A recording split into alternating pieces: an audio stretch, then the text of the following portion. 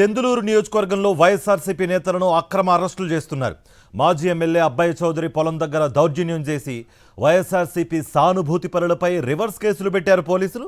జిల్లా పరిషత్ vice president విజయబాబుతో సహా మరో 14 మందిపై కేసులు నమోదు చేశారు. చాటపర్రు సర్పంచ్ రఘును అదుపులోకి తీసుకున్నారు పోలీసులు.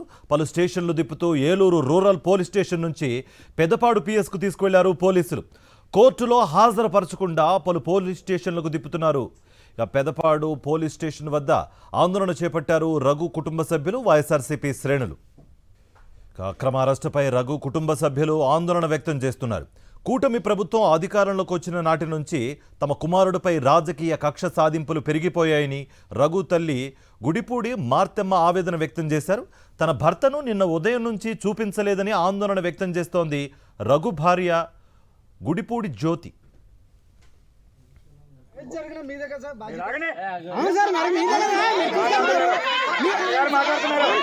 గంటల వరకు మాకు టైం ఉంది.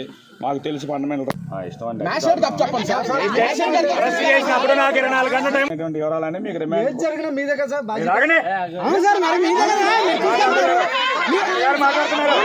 గంటల వరకు మాకు టైం ఉంది. మాకు తెలిసి ఫండమెంటల్ ఇష్టం వివరాలని మీకు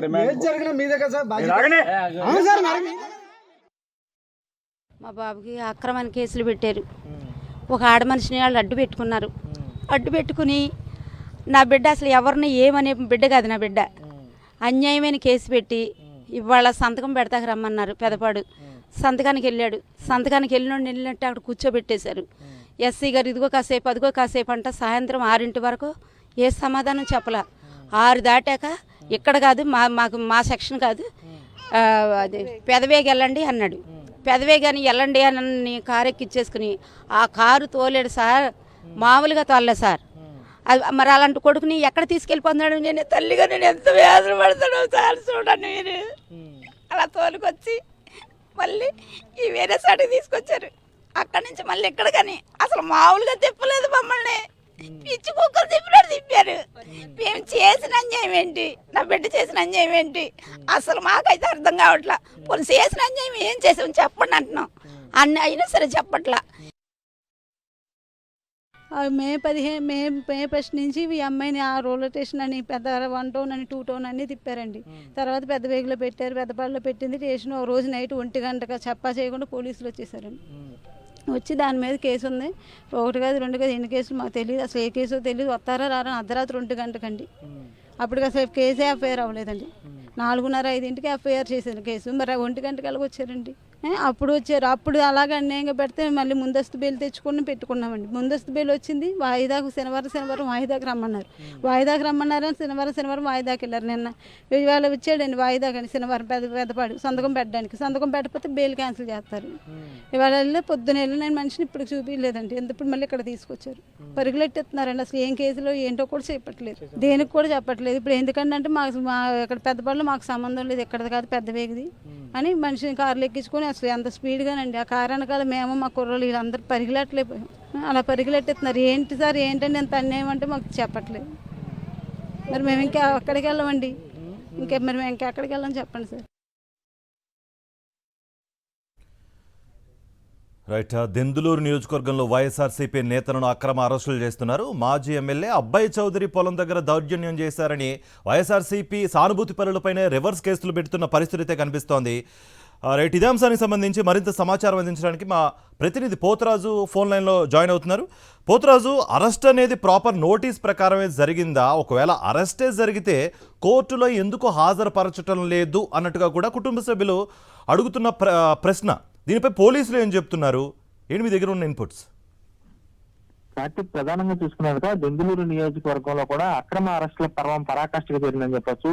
కూటమి నేతలు ఎవరైతే ఉన్నారో ప్రధానంగా దెందులూరు నియోజకవర్గంలో అబ్బాయి చౌదరి అతని అనుచరులను కూడా టార్గెట్ చేసి ప్రత్యేకంగా అక్రమ కేసులు పెట్టారు. అదే అక్రమ కేసులకు సంబంధించి కూడా నిన్నటి నుంచి కూడా అక్రమ అరెస్టుల పర్వం కూడా కొనసాగుతుంది. చూస్తే కనుక ఇప్పటికే జిల్లా పరిషత్ వైస్ ప్రెసిడెంట్ ఎవరైతే ఉన్నారో విజయబాబుతో సహా 14 మందిపై కూడా కేసులు నమోదు చేశారు. చూస్తే కనుక మాజీ ఎమ్మెల్యే అబ్బాయి చౌదరి పొలం దగ్గర దౌర్జన్యం చేయడంతో పాటు ఆయన పొలం సంబంధించినటువంటి పామాయిల్ గెలలకు వస్తున్న తరుణంలో ఆ గెలలకు వస్తున్న వాటిని దౌర్జన్యంగా అడ్డుకోవడమే కాకుండా ఎవరైతే అడ్డుకున్నారో టీడీపీ నేతలకు సంబంధించి కంటి తుడుపుగా ఇద్దరిపై కేసులు పెట్టి ఎవరైతే వైఎస్ఆర్సీపీ నేతలు ఎవరుతున్నారో వీరందరిపై కూడా సుమారు 15 మందిపై కూడా కేసులు కట్టారు. అదే రీతిలో కూడా దళిత సర్పంచ్ ఎవరైతే ఉన్నారో చాటపూర్కి సంబంధించినటువంటి రఘు అనేటువంటి అతను కూడా నిన్న ఉదయం నుంచి కూడా అదుపులోకి తీసుకున్నారు. నిన్న ఉదయం నుంచి అదుపులోకి తీసుకుని అతను గతంలో పాత కేసులకు సంబంధించి ఇబ్బంది పెడుతున్న తరంలో కూడా పెదపాడు పోలీస్ స్టేషన్ వచ్చి సంతకం చేసి వెళ్తున్న తరంలో అతను కూడా అదుపులో తీసుకున్నటువంటి పోలీసులు కూడా పెదవికి సంబంధించిన పోలీసులు రాత్రి నుంచి కూడా పలు స్టేషన్లు కూడా తిప్పుతున్నట్టు పెట్టుకోవడం.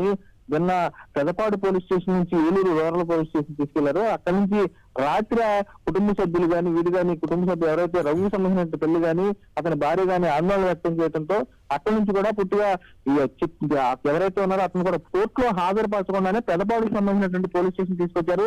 రాత్రి నుంచి కూడా పెదపాడు పోలీస్ స్టేషన్ దగ్గరే కుటుంబ సభ్యులంతా కూడా ఆందోళన చేస్తూ ఉన్నటువంటి పరిస్థితి కూడా కనపడుతుంది.